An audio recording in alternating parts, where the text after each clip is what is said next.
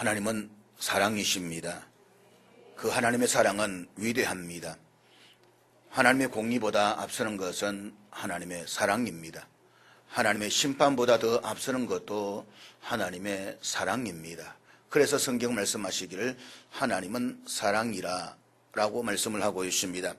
세상과 역사도 하나님의 사랑을 받고 있는 사람을 어떻게 하지를 못합니다. 어떤 피조물의 세력도 하나님의 사랑을 받고 있는 사람을 이기지 못합니다. 그러므로 하나님의 사랑을 받고 있는 사람은 그분이 주시는 능력을 힘입어서 넉넉히 승리하게 될 것입니다. 그런데 하나님의 사랑을 받았던 사람들이 이제 와서 하나님을 가장 속썩이고 있습니다. 말로 할 수 없는 하나님의 사랑을 받아왔던 사람들이 이제 와서 가장 믿음 없는 사람처럼 행동하고 있습니다. 사랑 여러분, 하나님의 사랑하시는 그 사람이 되십시오. 그리고 진심으로 하나님만을 사랑하는 그 사람이 되십시오. 그래서 하나님이 기뻐하시는 그 사람이 되십시오. 제발 믿음 없는 자가 되지 말고 믿는 자가 되십시오. 믿음이라는 말은 하나님에 대한 충성도입니다. 하나님에 대한 의지도입니다. 우리가 하나님을 얼마나 의지하느냐라는 이야기입니다. 하나님께 얼마나 충성하느냐라고 하는 이야기입니다. 하나님을 강하게 의지하시길 바랍니다. 그러면 강한 역사가 있을 것입니다. 확실하게 충성하십시오. 그러면 확실한 역사가 있을 것입니다. 하나님의 사랑을 받았음에도 불구하고 마치 나는 전혀 사랑을 받지 않았는 사람처럼 행동하는 아주 이상한 사람들이 오늘 얼마나 많이 있는지 모릅니다. 오늘 우리는 십자가의 사건과 관련된 인물들 가운데 베드로에 관해서 한번 살펴보려고 합니다. 그래도 우리가 성경을 읽어보면 베드로와 주님과의 관계 속에서 베드로의 삶의 현장에서 결코 잊을 수 없는 중요한 세 장면이 있습니다. 베드로 인생의 첫 번째 장면은 그 예수님의 제자로 부름받은 장면입니다. 누가복음 5장 1절 이하에는 시몬 베드로가 예수님의 제자로서 부르심을 받는 장면이 기록되고 있습니다. 거기 말씀을 읽어보면 그날 게네사렛 호수라고도 하고 갈릴리 바다라고도 하는 곳에서 베드로는 밤이 맞도록 고기를 잡습니다. 그는 밤새도록 어부로서의 수고를 거듭하고 있었음에도 불구하고 아무런 소득이 없었습니다. 최선의 노력을 다했음에도 불구하고 아무것도 얻지 못한 이 삶의 공허한 인간 베드로를 깊이 괴롭히고 있던 그날 예수님이 베드로 앞에 친히 찾아와 주신 것입니다. 그리고 그분은 낙심에 빠져있는 베드로에게 조용히 이렇게 말씀을 하십니다. 깊은 데로 가서 그물을 내려 고기를 잡으라. 베드로에게 말씀하시는 낯선 그분, 그러나 도무지 저항할 수 없고 거역할 수 없는 그분의 눈동자를 바라보면서 베드로 마음 깊은 곳에는 그분의 말씀을 따라야 되겠다는 어떤 의지가 일어나고 있을 것입니다. 그래서 그는 이렇게 대답을 합니다. 말씀에 의지하여 내가 그물을 내리리이다. 시몬 베드로, 그는 어느 누구보다도 이 갈릴리 바다를 잘 알고 있었던 사람입니다. 이 바다에서 태어나서 이 바다에 잔뼈가 굵었던 사람입니다. 그런데 그의 앞에 나타난 어떤 어부, 그분은 본래 어부 고기잡이를 생업을 했던 사람이 아니었습니다. 나사렛 땅의 목수였습니다. 고기를 잡는 일에 있어서 베드로는 어느 누구에게도 뒤지지 않는 바다에 대한 경험과 지식을 가지고 있는 사람이었습니다. 그럼에도 불구하고 그는 자기의 경험과 철학과 주관적인 판단을 포기하는 엄청난 결단을 합니다. 말씀에 의지하여 제가 그물을 내리겠습니다. 이어지는 6절의 말씀 보면 베드로가 예수의 말씀에 순종해서 그물을 내렸던 결과를 이렇게 기록하고 있습니다. 우리 다 같이 읽겠습니다. 시작. 그렇게 하니 고기를 잡은 것이 심히 많아 그물이 찢어지는지라. 그리고 이어지는 8절 말씀에 보면 그 엄청난 결과 앞에서 베드로의 행동을 보게 됩니다. 우리 8절 말씀 다 같이 읽겠습니다. 시작. 제자로서 부르심을 받는 베드로와 예수님과의 만남의 현장인 이 게네사렛 호숫가에서 우리는 베드로에게 있었던 두 가지 커다란 발견을 지적하지 않을 수가 없습니다. 그것은 먼저 예수님이 주님이시라는 사실입니다. 주여 나를 떠나소서, 베드로는 그분이 참으로 주님이신 것을 발견합니다. 그분이 바다의 주인이시고 그분이 자기 인생의 주인이시고 그분이 모든 것의 주인이신 것을 발견하는 순간입니다. 예수님이 하나님이신 것을 발견하는 순간입니다. 그리고 그 발견과 함께 동시에 있었던 베드로의 또 하나의 중요한 발견은 자신이 죄인이라는 사실입니다. 저 바다의 깊은 곳을 아시고 물고기의 방향을 아시고 고기떼 흐름을 아시는 그는 내 삶의 모든 것을 다 아시는 하나님이시다. 그분 앞에서 이 사실을 깨닫는 순간 베드로에게 발견된 가장 중요한 발견은 자신이 죄인이라는 것입니다. 그날부터 베드로는 예수 그리스도를 주님으로 삼는 삶을 시작하게 됩니다. 내 경험과 철학, 그리고 내 생각과 의견 등 이 모든 것들이 같이 오는 결과는 자기 삶의 공로와 불안이었습니다.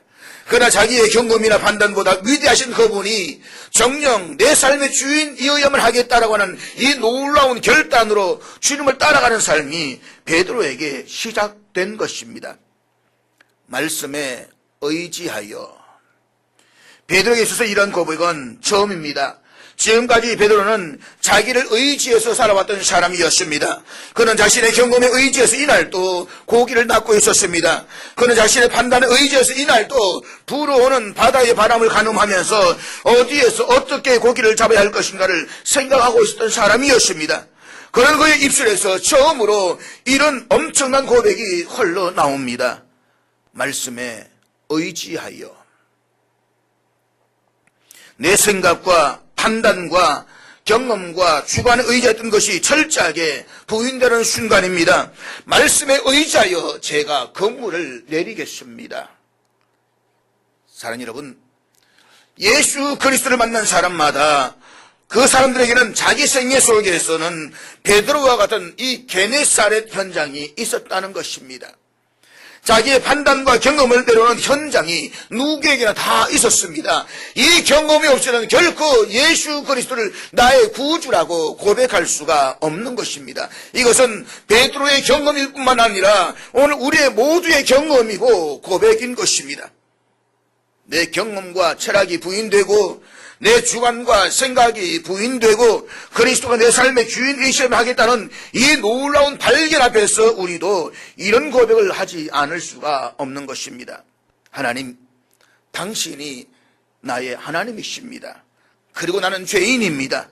이제부터는 오직 말씀에 의지하여 살겠습니다. 이와 같은 우리의 고백을 통해서 그날부터 내 생각과 판단과 의견을 부인하고 이제부터 내 생각의 가장 중요한 기초가 예수 그리스도이시며 그분이 내 삶의 주인이셔야 되겠다는 결단을 하게 됩니다. 그리고 이 결단에서부터 우리는 그리스도를 따라 나서는 제자의 삶을 시작하는 것입니다. 그것이 바로 베드로 인생의 새날이었습니다. 그리고 그것이 바로 오늘 저와 여러분의 인생의 새날입니다. 우리가 그리스도의 제자로서 첫 발걸음을 옮긴 날이었습니다. 그러나 베드로는 어느 날 주님으로부터 한 가지 놀라운 지적과 도전을 받게 됩니다. 이제 베드로의 생애 속에서 잊을 수 없는 두 번째 삶의 현장으로 가보겠습니다. 베드로 인생에서 두 번째 장은 예수님을 배반할 것을 예고받은 장면입니다. 때는 6월절입니다. 예수님께서 십자가에서의 죽음을 앞에 두고 사랑했던 제자 베드로에게 아주 충격적인 말씀을 하십니다. 누가복음 22장 31절 32절 말씀 우리 한번 같이 읽도록 하겠습니다. 다 같이 읽겠습니다. 시작. 제자 중의 제자였던 베드로, 그는 누구보다도 예수님의 남다른 신임을 받고 있었습니다. 예수님께서는 중요한 자리는 언제나 이 베드로를 데리고 가셨습니다. 그럼에도 불구하고 사랑하는 이 제자 베드로의 타락을 예수님께서 예언하시는 장면입니다. 그가 믿음에서 떨어질지 이름을 예고하고 계시는 것입니다. 그리고 그가 얼마나 인간적으로 연약한 존재인가를 예수님께서 계시하시는 순간입니다. 그가 그리스도의 제자가 되었음에도 불구하고 그리고 주님을 따르는 제자로서의 최선의 노력에도 불구하고 그의 신앙의 행로 앞에 그를 기다리고 있는 이 엄청난 함정을 예수님께서 계시하시는 순간입니다. 그러나 자기 앞에 놓여있는 이 시험이 얼마나 큰 것인가를 알지 못했던 베드로의 장담을 들어보십시오. 주여, 내가 주와 함께 오게도 죽는 데에도 가기를 각오하였나이다. 마가복음에서는 동일한 사실을 이렇게 기록하고 있습니다. 내가 주와 함께 죽을지언정 주를 부인하지 않겠나이다. 동일하게 마태복음에서는 이렇게 전하고 있습니다. 모두 주를 버릴지라도 나는 결코 버리지 않겠나이다. 이것이 베드로의 고백이었습니다. 그러나 예수님은 베드로 자신보다 베드로를 훨씬 더 잘 아셨습니다. 아니, 베드로를 향한 사탄의 도전이 얼마나 거세고 이 도전 앞에 인간 베드로가 얼마나 무력하고 연약할 것인가를 우리 주님은 알고 계셨습니다.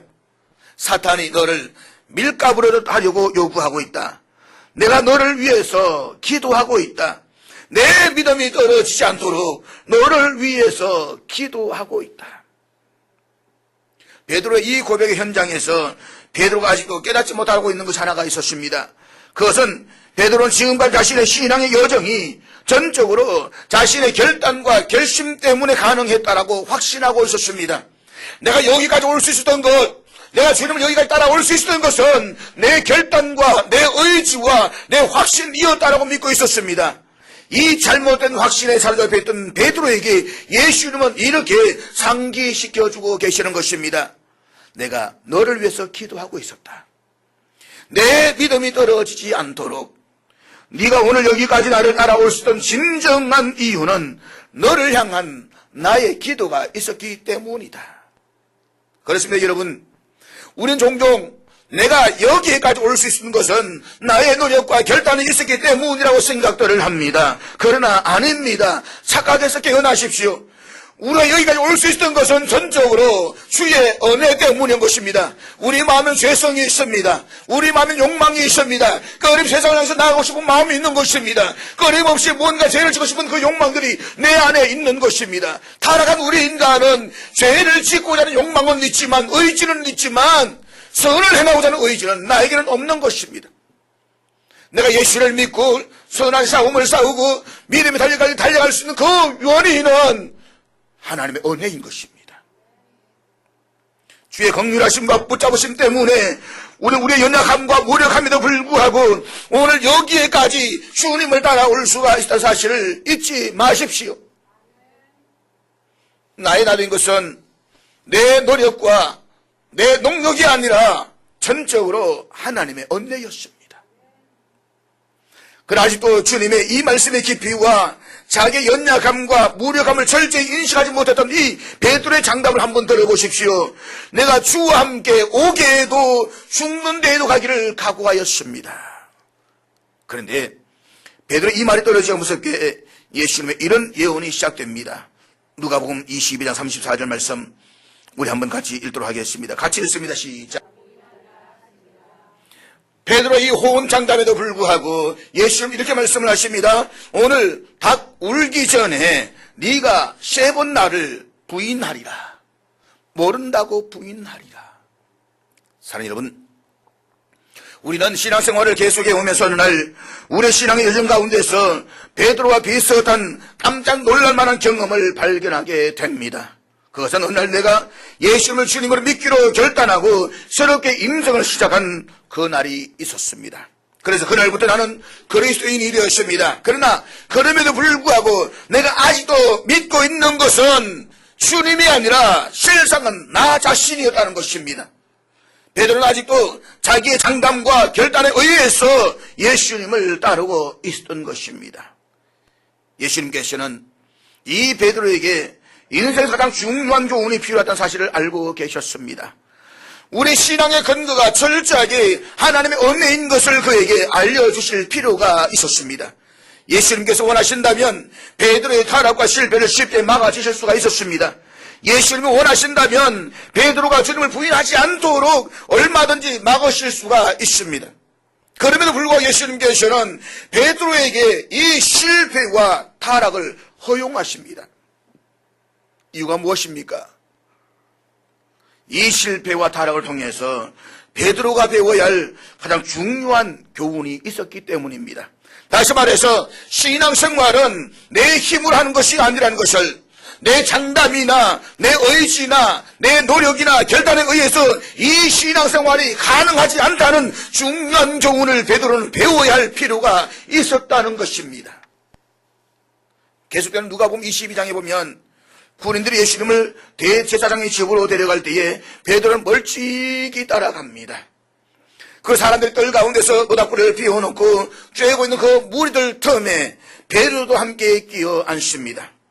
한 여종이, 아주 가날편 여종이 베드로를 유심히 바라보다가 이 사람도 예수와 함께 있었다라고 고자질을 합니다.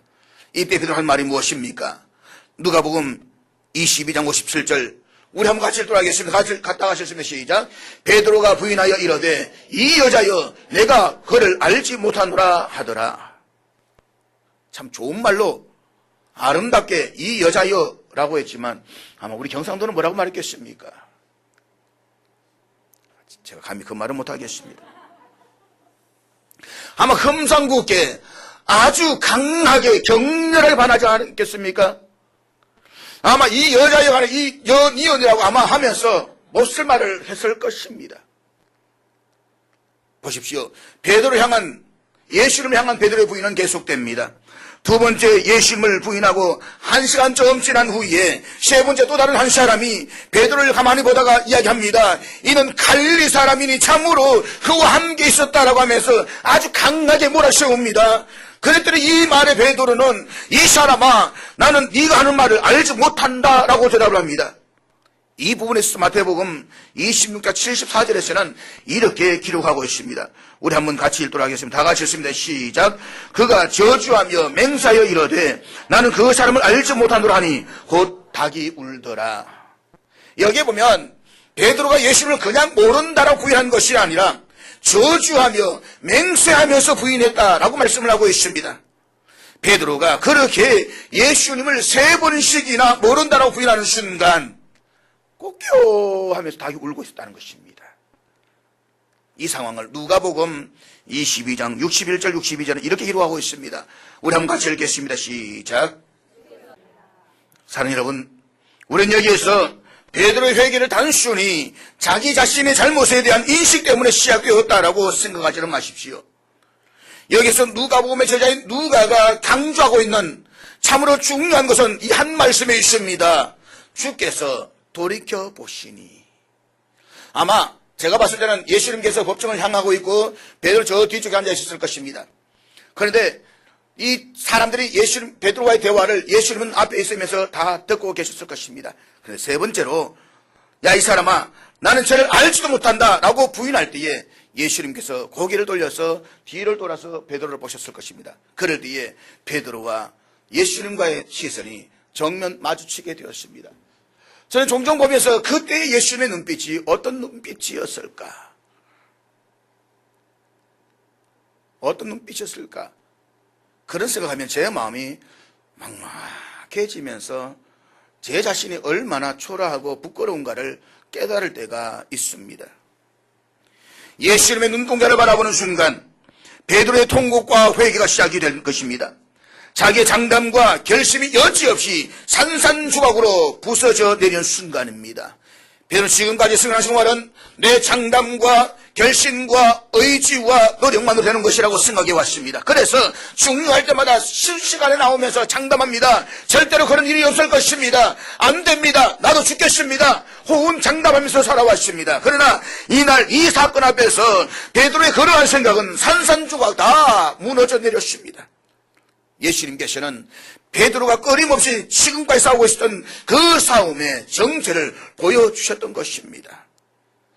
사랑하는 여러분, 내가 예수를 구주로 믿고 주님으로 고백하기 시작했다고 하는 것은 그날부터 우리에게 새로운 한 싸움이 시작되는 것을 의미합니다.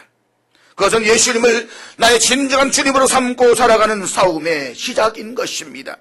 내 삶의 주인이 누구이신가? 그분은 예수 그리스도이시다. 내 인생의 주인도 예수님이시다. 우리는 끊임없이 아니라고 항변하면서 내가 내 주인이라고, 내 육신 내 삶의 주인이라고 요구하는 일들이 얼마나 많이 있습니까?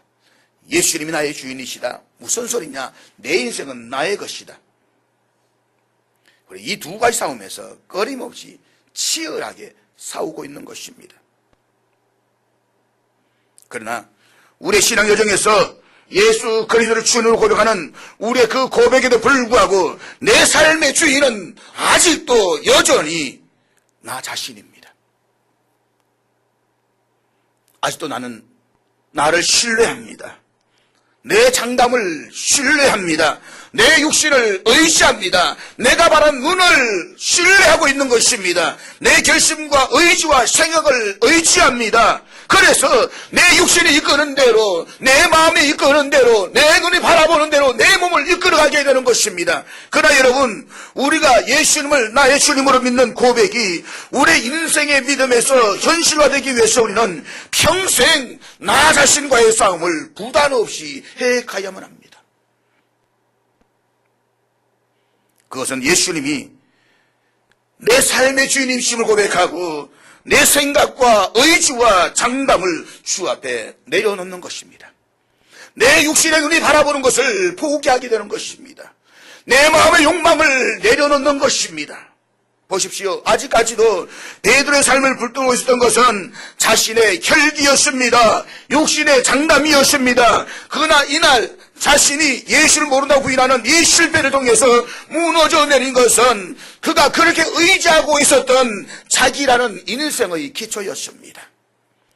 저들은 통곡을 통해서 무너져 내린 것은 나라고 하는 인간성의 기초였습니다. 자신의 육신이 산산조각으로 무너져 내리고 자기가 부서져가는 순간이었습니다. 이 경험과 싸움은 베드로의 인생에서 반드시 있어야만 했던 가장 중요한 삶의 여정이었습니다. 사랑하는 여러분, 예수님께서 어느 날 내 삶의 현장에서도 베드로가 겪었던 이 현장을 주실는지 모릅니다. 그러므로 준비하십시오. 그날 우리 솟아 놀라면서 우리가 주님을 처음 만났을 때에 처음 들었던 그 고백으로 우리는 다시 돌아가야만 합니다. 주님, 내 삶의 주인은 당신이십니다. 주님을 부인했던 이 사건 직후에 다시는 주님의 얼굴을 바로 볼 수가 없었던 베드로였습니다. 그렇게 장담했지만, 그렇게 큰 소리 쳤지만 계집종 앞에서 아주 험하게 무너진 자신의 이 초라한 꼴을 바라보면서 내가 더 이상 주님을 바라볼 수 있는 용기가 사라져버렸습니다.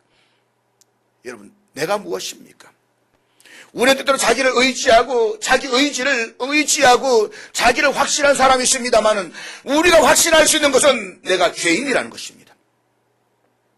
내가 분명하게 알 수 있는 것은 내 육신의 욕망과 내 안목의 눈의 시를 따라서 살아가게 되면 끊임없이 타락과 멸망밖에 없다는 것입니다.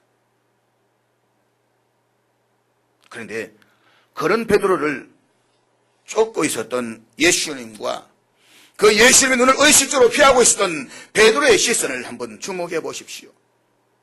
이제 베드로는 예수님의 시선을 감히 똑바로 바라보지도 못하고 주님을 피하고 있었습니다. 그래서 베드로의 인생의 세 번째 장은 예수님께서 그를 다시 회복시키시는 장면입니다. 오늘 본문에서는 피하는 제자를 찾아오시는 예수님의 술래잡기가 시작됩니다. 예수는 분명히 십자가에 못 박혀 돌아가셨습니다. 그러나 그분은 3일 만에 다시 살아나셨습니다. 사랑하는 여러분, 부활하신 예수님께서 이 부활의 첫 기쁜 소식을 여자들에 들려주실 때에 이런 말씀이 있다 사실을 주목해서 보시기를 바랍니다. 마가복음 16장 7절에 보면 천사들이 예수님의 부활의 소식을 전하게 됩니다.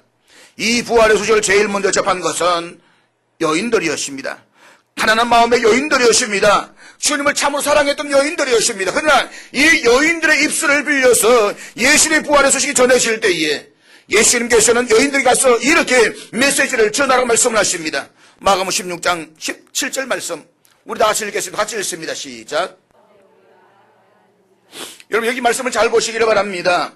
이 말씀 보면 그의 제자들과 라고 말씀에서 끝나는 것이 아니라 특별히 여기 보면 베드로라고 강조하고 있는 것을 볼 수가 있는 것입니다. 그렇습니다. 예수님은 아직 베드로를 포기하지 않으셨습니다. 베드로는 스스로 자신을 포기했었는지도 몰라도 예수님은 포기하지 않았습니다. 베드로는 예수님을 피하고 있었습니다. 그러나 예수님은 베드로를 뒤쫓고 계셨습니다. 여기 서 있던 상처와 실패를 안고 도망하고 있었던 베드로를 보십시오. 그가 주님을 신뢰하지 않았기 때문이 아닙니다. 그가 주님의 부활을 믿지 않았기 때문이 아닌 것입니다. 자신의 실패 때문에 이제는 감히 주님 앞에 설 용기가 없었다는 것입니다. 고난을 당하시는 주님 앞에서 자기의 장담이 실패하고 자신의 육신이 무력하게 무너져간 그 현장에서 다시는 주님의 얼굴과 시선을 똑바로 올려다 볼 수 있는 용기가 베드로에게는 없었습니다. 그래서 주님의 부활의 소식을 들었음에도 불구하고 그는 부활의 주님이 계시는 예루살렘을 떠나서 디베랴 바다로 떠나갑니다. 가장 먼저 제자들 가운데서 무덤에 들어가고 하던 베드로였음에도 불구하고 그는 그 주님을 만나 뵙기가 너무 부끄러워서 자신이 너무 초라해서 예루살렘이 아닌 디베랴로 도망을 갑니다. 그러나 그럼에도 불구하고 그 도피하는 베드로를 찾아오시는 예수 그리스도, 내가 반드시 그를 만날 것이다. 그리고 만납니다. 우리가 잘 아는 것처럼 부활하신 예수님께서 기어이 베드로를 찾아오시고 디베랴 바닷가에서 그를 만나주시는 장면이 바로 오늘 본문의 요한복음 21장의 말씀입니다. 날이 밝아오는 이른 새벽에 예수님께서는 디베랴 바다에서 고기를 잡는 이 베드로를 찾아오십니다. 그리고 밤새 고기를 잡았음에도 불구하고 헛수고만 하고 있었던 베드로와 제자들을 위해서 물고기의 잔치를 준비하십니다. 예수님은 한마디도 이 제자를 꾸짖지 않으셨습니다. 책망하지도 않았습니다. 그가 예수를 배신한 이유가 무엇이냐고 따지지도 않았습니다. 내가 그때 얼마나 마음이 아팠냐고 그 말씀도 하지 않았습니다. 예수님은 그의 연약함과 무력함을 이미 다 알고 계셨습니다. 그럼에도 불구하고 그의 실패를 허용하신 이유는 그의 육신적인 판단과 장담이 그의 삶의 신앙의 근거가 될 수 없다는 사실을 깨우쳐 주시기 위한 주님의 배려였습니다. 예수님은 다만 조용히 이렇게 물으십니다. 버릴 수 없는 제자, 그래서 찾아오신 주님, 이 제자를 향한 사랑의 행동을 그에게 확인시켜준 후에 물으시는 이 음성을 우리는 다시 기억하셔야만 합니다. 요한의 아들 시몬아, 네가 이 사람들보다 나를 더 사랑하느냐? 베드로는 감히 예수님이 말씀하셨던 사랑이라는 단어를 가지고 지난날처럼 예수님께 장담하면서 고백하지를 못했습니다. 아마 지난날 같으면 예, 사랑합니다. 그걸 말씀이라고 하십니까? 아마 당당하게 이야기했을 것입니다. 그러나 자기의 무너짐이 있었기 때문에 자기의 장담이 얼마나 허무했던 것을 알았기 때문에 이 예수님 무릎 앞에서 그는 자신 있게 대답하지 못합니다. 다만 그는 이렇게 말합니다. 주님께서 아시나이다. 그러나 세 번째 다그치는 무릎 앞에서 베드로는 크게 근심하면서 이렇게 대답을 합니다. 주님, 모든 것을 아시지 않습니까?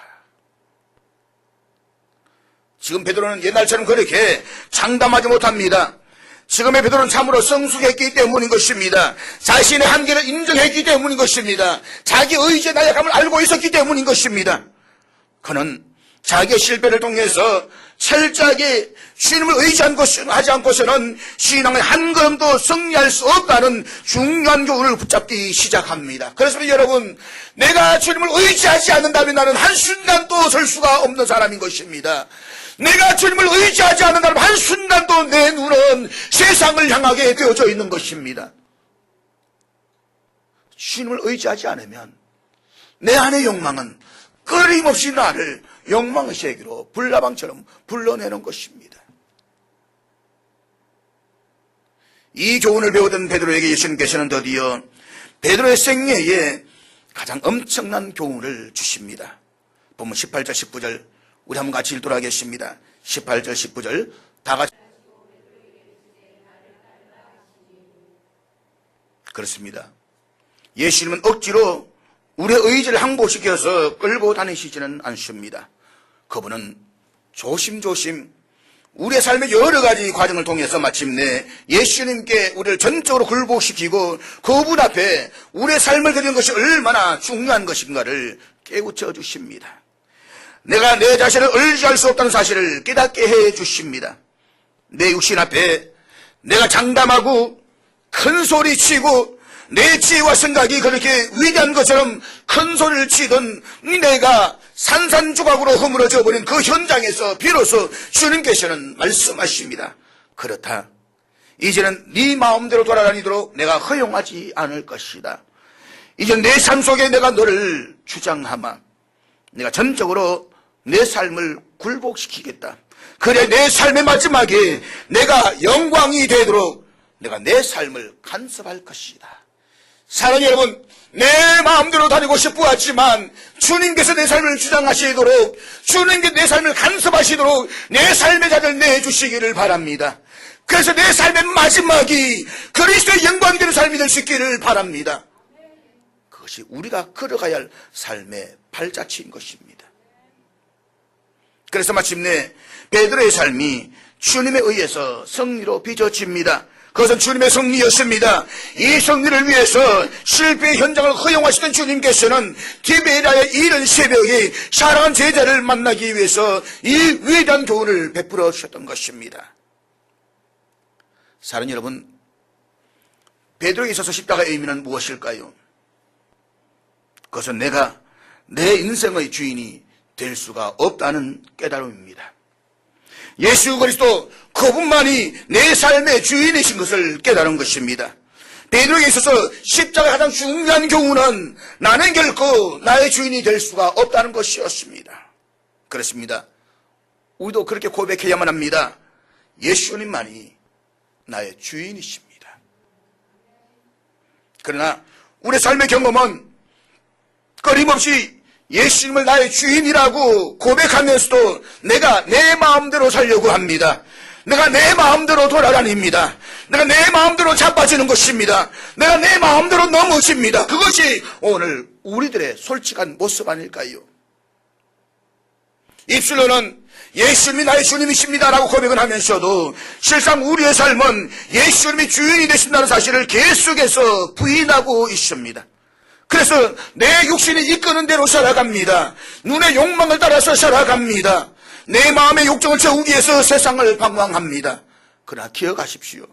주님께서 마침내 우리의 고백이 진정한 고백이 되도록 내 삶 속에서 이 항복과 승리를 받아내실 것입니다. 이것이 베드로에게 있어서 십자가였던 것입니다. 그러나 이 항복이 베드로에게 있어서는 실패가 아니라 진정한 승리였습니다. 예수님께서는 이 항복과 승리를 받아내시기 위해서 베드로를 십자가 앞으로 이끌고 계셨던 것입니다.